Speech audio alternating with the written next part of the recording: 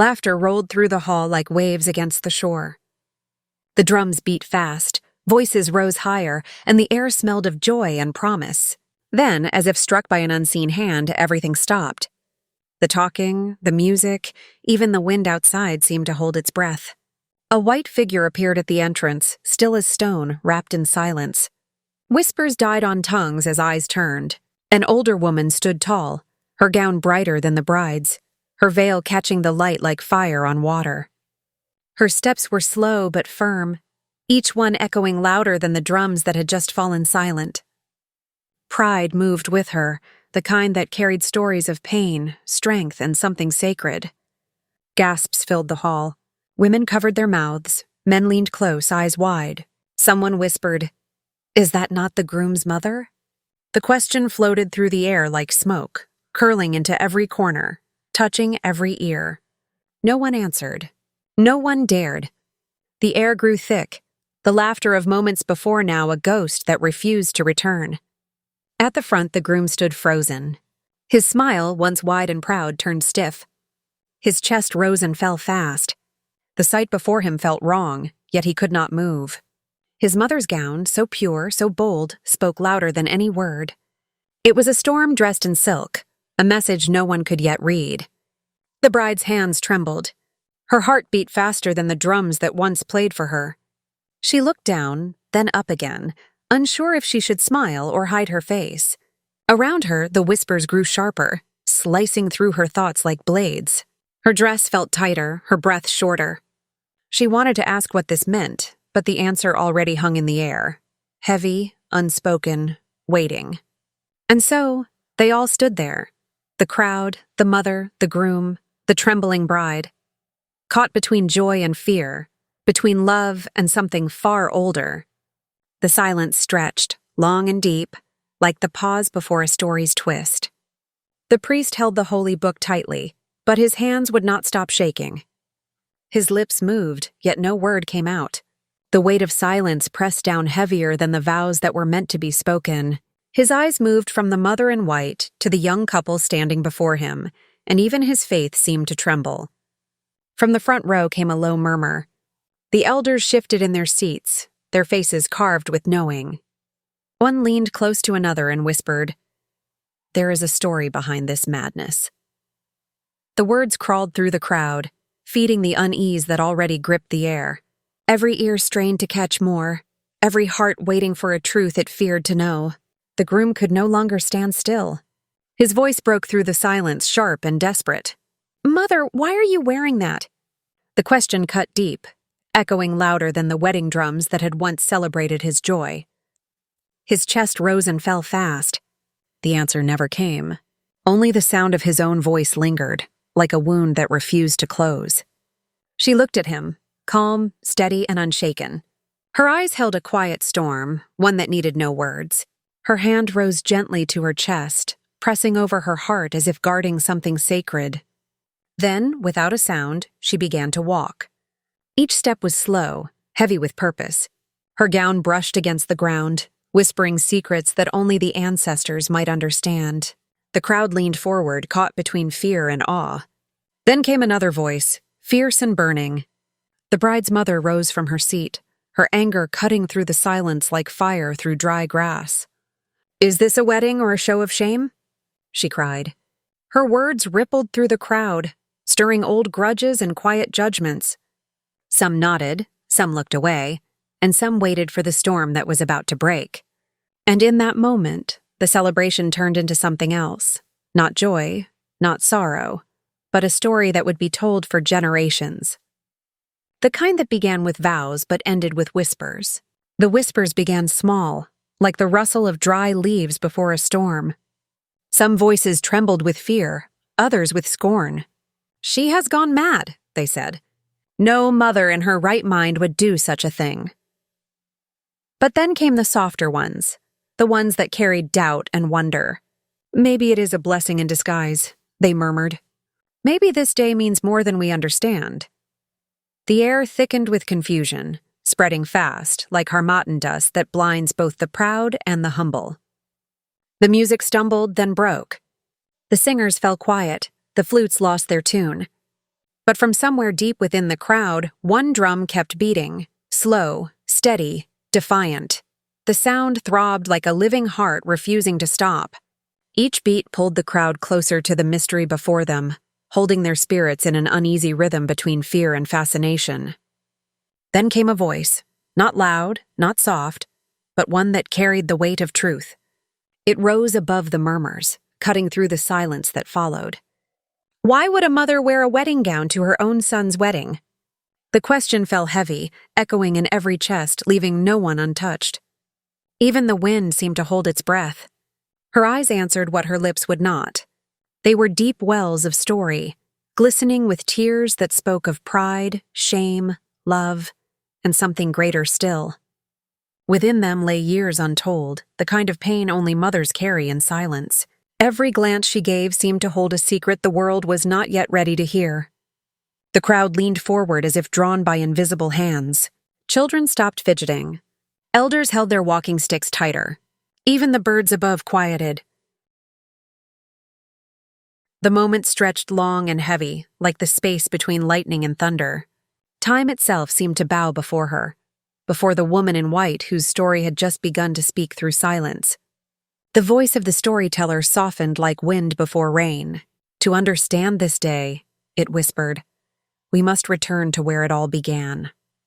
And just like that, the present folded into the past. The rhythm of life shifted. The drums that once sang of weddings now beat in reverse, calling the listener backward through time. Each beat echoed with forgotten memories, of love that waited too long, of dreams buried but not dead. The air changed with the rhythm. The beat carried the sound of voices, loud, busy, alive. Traders shouted prices higher than reason. Children ran between baskets, their laughter rolling like small drums. Women bargained fiercely, their words sharp as palm oil fire. Gossip danced from ear to ear, faster than the wind, feeding hungry tongues with stories half true and half imagined. And there she stood, Ebele, a woman who never bowed, no matter how heavy the day grew. Her back straight, her hands swift, her eyes calm but burning with stories no one dared ask about. Her fabrics shone bright under the sun, the colors shouting what her lips did not. Her words were short but full of weight, her smile brief but strong enough to silence insult. From a corner near the fruit stall came the whispers. She thinks she's better than us, one said, slicing her words like a blade. No husband, yet she walks like a queen, another added, bitterness dripping like sour milk. They laughed, but it was a laughter built from envy, not joy. Ebele did not turn. Her hands moved faster, folding, arranging, selling. But her eyes, those eyes, flickered with the quiet fire of someone who had heard it all before. She did not need to answer. The market itself seemed to answer for her. The drums behind her beat again, this time forward, strong, proud, unstoppable, just like the woman who stood in their rhythm. Coins fell into the woven bag, one after another, their sound sharp like truth. Each clink was a reminder. Survival never waits for pity. The market moved around her, but her rhythm never broke. Her fingers worked fast, her eyes fixed ahead. For every coin she earned, a piece of her pride stayed intact. A small voice broke through the noise. Mama, look! I sold all the oranges. The boy ran toward her, breathless and glowing with joy. She looked at him, her only treasure, her shadow, her strength. Her lips curved into a soft smile. One day you'll be greater than me, she whispered. The words carried both blessing and warning, floating like dust in the air. Not far away, an old man struck his drum. Its voice echoed through the market until his hand froze mid-beat. His eyes followed her. Ah, the tailor's daughter, he said to no one in particular. The one who shamed her family. His words floated like smoke, but they burned just the same. Her steps did not falter. Her smile stayed, small, tight, and strong, the kind that hides old wounds behind grace. When the day ended and the market grew quiet, her hands folded the last of her fabrics. But silence is never empty. From somewhere deep, a voice rose, deep, familiar, cruel in its sweetness. Odogwu's laugh. His promise. I'll never leave you.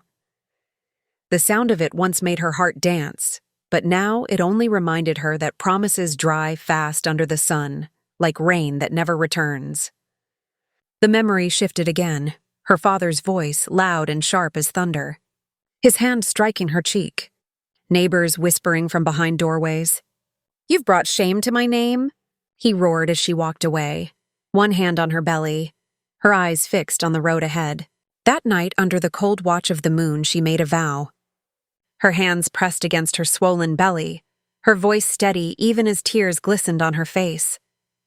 "If no man will stand for me," she said, "I will stand for myself." And from that moment, the world learned. Eboli would bend for no one. Her strength was her story, her son her crown, and her silence her loudest song. Eboli arrived in a distant town where no one knew her story. Faces were strange, voices unfamiliar, but survival spoke one language. She started with a small bundle of fabrics, bright and bold like her will. 2 yards for 1 coin, she called, her voice steady. Some ignored her. Some mocked her accent. Yet she stayed until the sun dipped low and her basket grew light. Each sale built her name, each coin fed her courage. Days became months, and sweat turned into success. Her small stall stretched wide, her colors brighter than ever. People began to say, "Madame Eboli." They came for her fabrics, for her patterns, for the spirit she stitched into every fold. But whispers never left the market. Behind smiles, some still said her name with bitterness, reminding others of what she once was. At the well, laughter rose from a group of women. One said, "Success can't wash away sin." The words floated like poison. Eboli's hands paused on the rope, then she lifted her eyes. "Maybe not," she answered calmly, "but it feeds my child." The well grew silent. Even the wind seemed to pause, knowing strength when it heard it. Her boy grew tall and proud. He carried baskets heavier than his arms could hold, never once complaining. When others mocked her, he stood before her like a wall. "One day," he said, "I'll make you proud." Her lips curved, but her eyes carried both pride and pain. The child she once carried in shame had become her voice, her defender, her heartbeat. Every cloth she folded held a dream. The white ones especially. They reminded her of the gown she once dreamed of, soft, pure, untouched by sorrow. A gown she had never worn, a promise she had buried under years of struggle. Each time her fingers brushed the fabric, a small sigh escaped, too quiet for the world to hear. One afternoon, her eyes caught a glimmer. A trader lifted a shining white gown from his sack, so bright it almost hurt to look at. Her steps slowed. Her hand reached out before her mind could stop it. "How much?" she whispered. The trader spoke, but she didn't hear. Her fingers traced the lace, trembling. The fabric was smooth like memory, like forgiveness. For a moment, she wasn't Madame Eboli of the market. She was the girl who once believed love would stay. Then she let go, smiled faintly, and said, "Maybe one day." The gown shimmered in the sun, and so did the tears she refused to shed. "It's expensive," the woman said, her tone both warning and mocking. "Only brides buy this." The words hung in the air like dust. A faint smile curved her lips. "Maybe one day I will too." The trader's eyes widened, then laughter burst out, loud, careless, cutting. "You, a bride again? Don't joke like that, madam." The laughter drew others, spreading like wildfire. She didn't flinch. Her smile stayed, small but firm. "Sometimes jokes are what keep people alive," she said, turning away. Her steps were steady, though each one carried the weight of what she'd lost. That night, a soft glow lit their small room. Her son bent over his books, lips moving as he read. She watched quietly, the lines on her face deepened by pride and worry. "When you marry," she said gently, "remember, never let pride destroy love." He looked up, puzzled but obedient, nodding with a small smile. He didn't know those words came from wounds still healing beneath her calm voice. Whispers soon began to travel, carried by market tongues and restless wind. The man she once loved had returned. They said he was rich now, powerful, with a wife who wore gold like sunlight. The news hit her like a hidden spear. For a long moment, her hands stopped moving. The same hands that had fed her child, built her trade, stitched her dignity, now trembled faintly. The earth felt different beneath her feet, like it remembered too. She spoke to no one. Not a word. She worked harder, louder, longer. To the world she was unshaken, the woman who rose from ashes. But when her fingers brushed white cloth, her breath faltered. Inside her chest a storm waited, patient but fierce. She smiled often, but her eyes told another story, one of dreams buried deep, dressed in white, refusing to die. Seasons passed like songs sung by time. Her boy became a man, tall, strong, kind. His laughter filled their home like drumbeats of dawn. Neighbors said, "He has his mother's courage." She only smiled, watching him with quiet pride. The world had taken much, but in him she had won it back. And when the wind carried laughter from the market, she sometimes paused, touched a fold of fabric, and whispered, "Maybe one day." He looked at her with bright eyes, full of dreams bigger than the sky. "Mama, I'll build you a big house one day," he said with pride. She smiled, her hand resting gently on his cheek. "Just don't forget where you came from, my son." Her voice carried both blessing and warning, soft yet firm like the rhythm of a drum. He laughed and promised again, his voice full of certainty.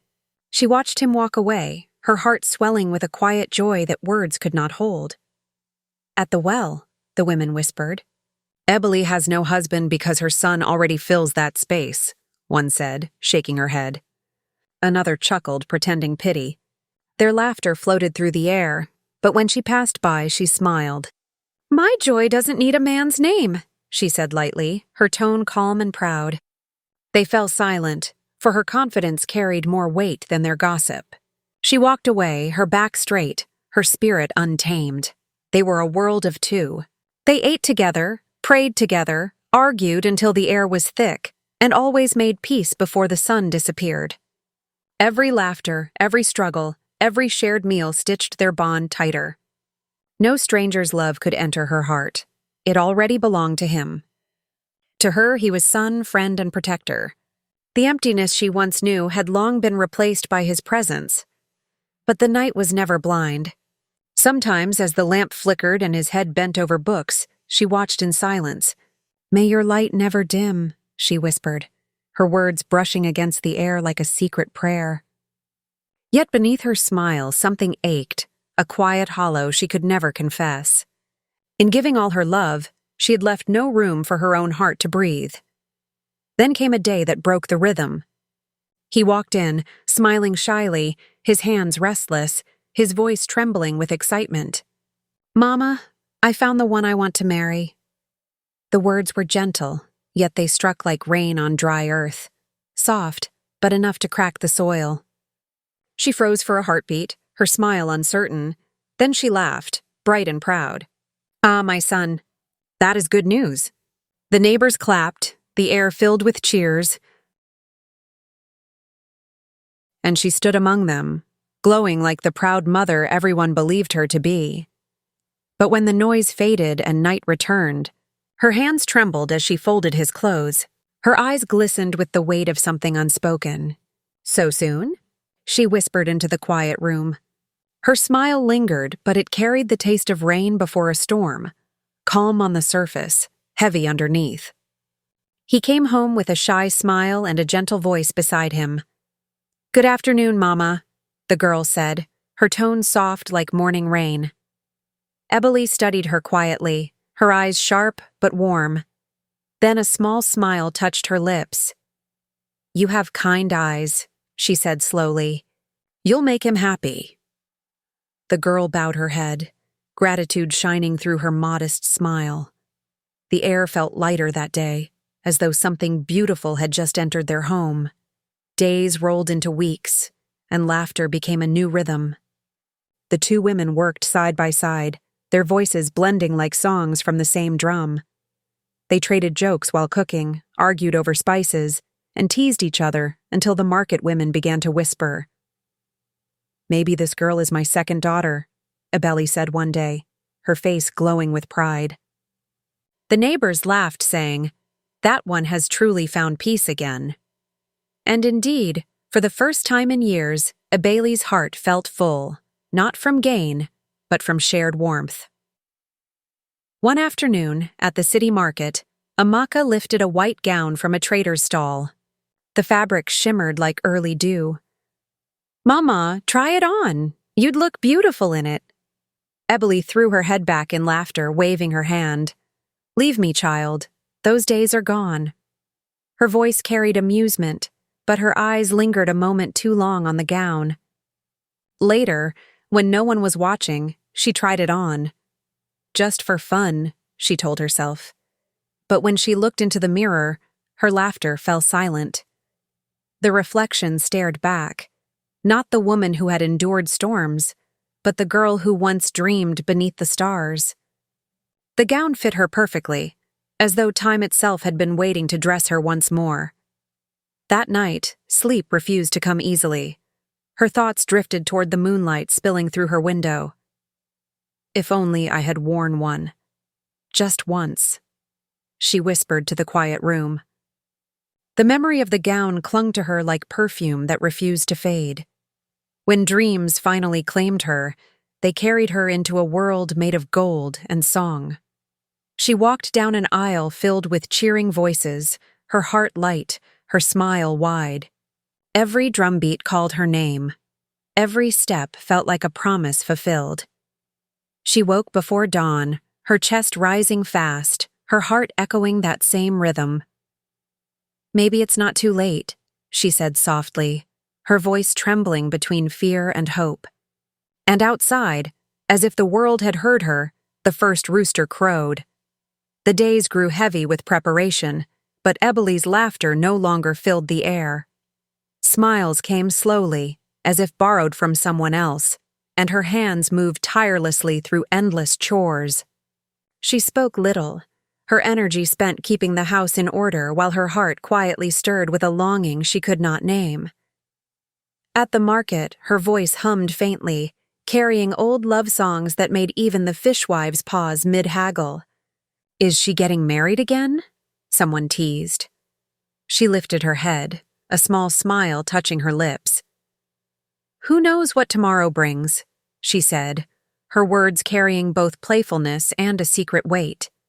She began buying veils and lengths of white lace, speaking quietly to the tailors. "Make it simple, just something white." The women who watched whispered among themselves, puzzled. Their eyes followed her, curious, but she continued as if guided by a memory no one else could see. Amaka stepped closer one afternoon, her voice gentle. "Mama, why do you need a gown?" Ebeli's hands paused, brushing against the delicate fabric. "Because I never had one," she said softly, almost to herself. Her eyes held a depth of longing that made Amaka's chest tighten. Amaka's heart ached for the woman who had raised her son alone. "Let her wear it if it makes her happy," she told him quietly. "Maybe it will heal something old." His brow furrowed, confusion crossing his features. "But it's my wedding day," he said, voice edged with uncertainty. She reached for his hand, pressing it lightly. "Then let her share your joy. She's carried pain longer than we can imagine." The words hung in the air, gentle but firm, and for the first time in weeks, Ebeli allowed herself to imagine a small spark of happiness, a chance to honor. A dream long held silent, to let her heart walk for once in its own white. The box arrived quietly, its edges wrapped in careful folds. Ebeli's hands trembled as she opened it, revealing the white gown within. Shining, soft, alive with promise. Her breath caught. "It's beautiful," she whispered, tracing the fabric with fingertips that had known both struggle and loss. That night, she slipped it on, the fabric falling over her like a river of light. She moved slowly, gracefully, spinning to rhythms only her heart could hear. Each step, each sway, spoke of years held back, of dreams folded into silence. The gown carried her back to a self she had almost forgotten, a joy untouched by sorrow. Outside, neighbors whispered, hearing her hum the old love songs. "Eboli has gone mad," someone said. Laughter drifted through the air, soft and unsure. But she did not care. In the quiet, she found peace, a space all her own, and the world's judgment could not reach it. The village began to murmur, eyes widening at what they could not understand. "Two brides in one wedding?" They laughed, shaking heads. But this was not madness, not folly. It was memory reclaimed, a life's longing walking gently in white.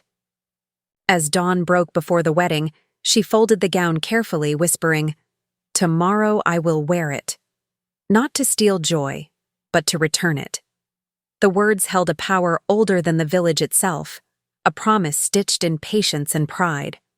The sun rose, golden and fierce, and the talking drums called through the streets. Women danced in wrappers of gold and red, their feet striking rhythm with the heartbeat of the land. Men clapped, whistles pierced the air, and the scent of palm oil and perfume floated through the gathering. All eyes turned to witness the union, the pride of two families, and the quiet courage of a woman who had finally come home to herself. The church filled with light, voices rising in song. The bride glowed as she moved forward, her veil catching every beam, scattering it like morning dew. The groom stood tall, pride and joy painting his smile in bold strokes. The crowd cheered, hands clapping, beads clicking, children giggling. At the back, a woman sat quietly, her hands trembling, her gaze fixed on the son who had grown too fast, too proud, too beloved. The priest lifted the Bible high, voice ringing with blessings. The crowd listened, the rhythm of life humming in harmony. Then a gasp sliced through the air, sharp and sudden, like a drumbeat gone wrong. Eyes turned instinctively, whispers shivering through the room. The doors swung wide, and there she stood. White as sunlight on river water, the gown clung to her dignity, head held high, tears glistening like dew on her cheeks. The drummers stopped mid-beat, singers froze mid-note. Every eye, every breath, followed her. "Is she mad?" a woman whispered, lips trembling. "Has shame finally blinded her?" Came another, disbelief dripping from the words. Her steps were steady, deliberate, the beads on her wrist chiming softly, louder than any drum, louder than any voice. The sound of courage echoed where judgment dared not reach. He could not move. Chest tight, mouth parted, heart tangled in awe and confusion. His gaze darted from her to the bride, searching for answers, for permission, for a lifeline. None came. Only the weight of the moment held him. She stopped before them, the light of years held in her shoulders, the pulse of generations in her voice. "My son, allow me to share this day with you. I never had mine." The words lingered like smoke, drifting through the hall, silencing whispers, slicing pride, cutting through expectation. The crowd held its breath. Time itself seemed to lean forward, waiting, as mother and son faced the dawn of a story written long before any wedding song had played. The air quivered as a sharp voice cut through the crowd, full of disbelief and fear. "This is madness!" The words hissed, tugging at the bride's hand. The gesture tried to pull her from the moment, from the courage unfolding before all eyes. Tears glimmered in the young bride's eyes, but she stood firm. She placed her hand gently over the mother's trembling one, calm and unwavering. "Let her stay, my love. It's her dream, too." The words floated, soft yet commanding, weaving understanding into the tension. The priest paused, brow furrowed, glancing first at the groom, then at the woman who had walked years of pain into this single day. A deep breath, a nod. The rhythm of life resumed. The drums stirred, slower now, deeper, as if acknowledging two hearts in white. Two stories converging in a single moment. She stood behind him, poised, hands clasped, dressed in white that mirrored his own. Vows echoed, voices rising and falling, the sound wrapping around them both, binding a mother's broken dream to her son's joy. The crowd fractured. Some wept openly, moved by courage carved from sorrow. Others shook heads, whispering of shame and judgment, unable to reconcile their minds with the beauty unfolding. Yet even among dissent, the awe could not be denied. A broken dream reborn, carried on a mother's shoulders and reflected in her child's triumph. The drums thundered again, calling bodies to move, hearts to celebrate. The groom and bride swayed together, feet following the pulse of generations. Nearby she moved too, subtle steps, swaying with the rhythm of memory and hope, eyes bright yet distant. In that dance, she was seen, not as the fallen, but as the bride of her own destiny. Night draped its darkness over the village, yet light lingered in every laugh, every clap, every story that now began to spin. Palm wine flowed, children ran, and the elders murmured with wonder. "Did you see what she did? She wore white to her son's wedding." The words carried far, echoing across time, across hearts. A story of courage, of dreams reclaimed, and of love that never truly fades. The last drumbeat fades, and the laughter of the villagers drifts into the night, scattered like leaves on a gentle breeze. He turns, searching for her face, but the chair where she sat is empty. The white gown she wore lies folded neatly, a silent echo of a moment that belonged entirely to her. Her shoes are gone. Only the faint scent of jasmine lingers, drifting upward, soft and tender. Whispers curl through the shadows as the elders speak in quiet reverence. A woman's spirit cannot rest until her deepest wish is fulfilled. Tonight, the drums have stilled, bowing to the soul of a mother who finally walked her path in white, who claimed a joy stolen too long. Morning rises, but the village does not awaken fully. The air hangs heavy, thick with wonder and unease. Even the birds seem to whisper instead of sing. Word spreads quickly, carried on hushed voices. She is missing. Eboli is gone. Desperation pushes him forward. Calls pierce the air, echoing down empty streets, through market stalls, past the riverbank. Friends and neighbors shake their heads, faces etched with concern. "We haven't seen her since the dance," they murmur, voices soft with worry. Returning home, every step carries a trembling hope. The room is quiet, impossibly neat. The white gown rests on the bed, glowing softly as if holding the memory of her heartbeat. On top lies a sealed letter, edges curled slightly, waiting. Hands shake as it is opened, eyes scanning the calm, deliberate words. "My children, forgive me for stealing your spotlight. I have lived for others all my life, and this was the only day I wanted for myself. I have worn my gown, walked among the living as a bride, and now I can rest." Silence follows the reading. The words hang in the air, heavy with love and farewell.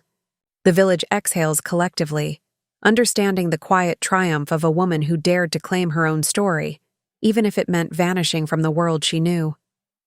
The gown glimmers in the morning light, a final promise kept, a mother's heart finally free. The letter trembles in his hands, words etched in calm certainty. His voice cracks as he reads aloud, each syllable breaking him in pieces. Tears blur the lines, but he forces them forward. She knew. Every word, every choice, every quiet step she took, it was her goodbye. Amaka presses her hand to her mouth, her own tears spilling, her heart aching in silent understanding. A soft knock interrupts the grief. An elder's voice, gentle but firm, carries news heavy as thunder. "We found her near the mango tree," she says. She was smiling in her sleep. The revelation strikes like lightning. Eboli is gone, but peacefully. Her heart, long weighed by life's burdens, is finally quiet. The village gathers days later, not for celebration, but for remembrance. White flows through the crowd, the same robes, the same rhythm, but now slow, solemn, each drumbeat like a heartbeat fading into the earth. The choir hums familiar songs, now for her, voices rising and falling like gentle winds. Steps approach the framed photograph. A white flower rests carefully beside it. Words escape softly. "You were never mad. You were just brave." Heads bow, shoulders shake with silent grief, but there is pride too. Her courage blooms in the stillness, shining brighter than any sun. He whispers, voice low but steady. She wore white not for shame, but for freedom. Wind stirs, scattering petals across the field, carrying the scent of jasmine and the promise of a life fully claimed. The elders chant, words flowing like rivers. A woman's spirit is never lost. It only finds another path to walk. The murmured reply rises in unity. Ace. By the next moon, her story ripples across distant villages. Mothers lean close to daughters, voices tender but firm. Never bury your dreams alive.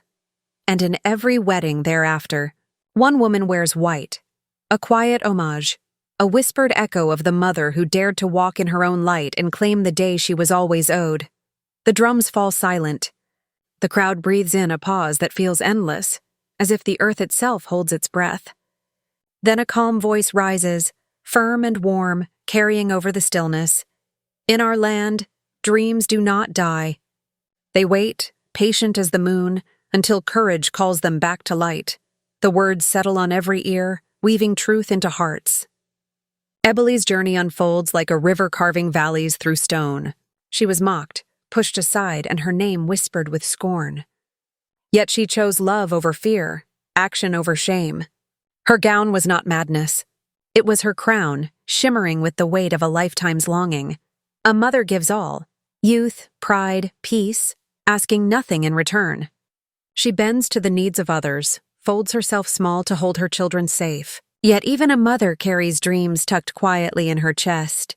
When the world refuses her joy, sometimes she must rise and claim it with her own hands, step steady and heart unflinching. The elders nod in knowing silence, whispers like wind through the leaves. Destiny is not bound by age, nor chained by eyes that judge. The river remembers the mountain it sprang from, and the heart never forgets its song. Ebeli walked that path, embraced her moment, and in marrying her destiny, she freed her spirit to soar beyond expectation. The voice softens, gentler than a sigh, yet firm in its truth. She did not wear the gown to shame her son. She wore it to finally marry her own destiny. And in that quiet, the story settles into the village, into the bones of the land, into the rhythm of every heartbeat that knows courage. Love and the power of claiming one's life. Love and the power of claiming one's life.